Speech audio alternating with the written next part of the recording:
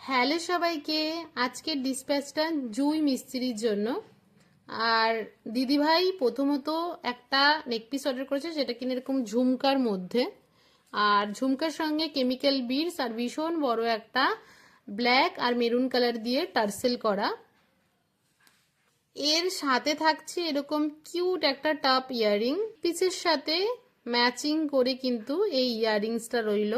যেহেতু বসন্ত, তাই জন্য পলাশের ছোঁয়াতে দিদিভাই রেখেছে আরও একটা নিজের পছন্দ মতো ছোট্ট হাঁসুলি নেকপিস, আর টার্সেলটা রয়েছে এরকম সিম্পলের মধ্যে।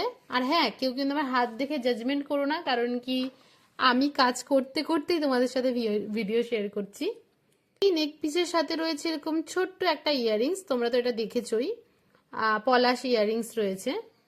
পলাশ নেক পিসের সঙ্গে পলাশ কাটা হবে না, এটা তো হতেই পারে না, তাই জন্য কিন্তু রয়েছে এটার সাথে ভীষণ সুন্দর একটা কাটা। দিদিভাই পুরীতে ঘুরতে যাবে, আর তার জন্যই কিন্তু নিয়েছে এই কাঠগোলাপটা। আমি কিন্তু আমার সব কাস্টমারদের সঙ্গে ভীষণ মিশুকে ভাবে কথাবার্তা বলি এবং তাদের সাথে গল্পও করি, তাই জন্যই সবটা জানা। তো এইখানে এই যে নেকপিসটা ভীষণ ভীষণ কিউট সুন্দর নেকপিস, এটা তোমরা অনেক দেখেছো লবঙ্গ ফুল পেজে।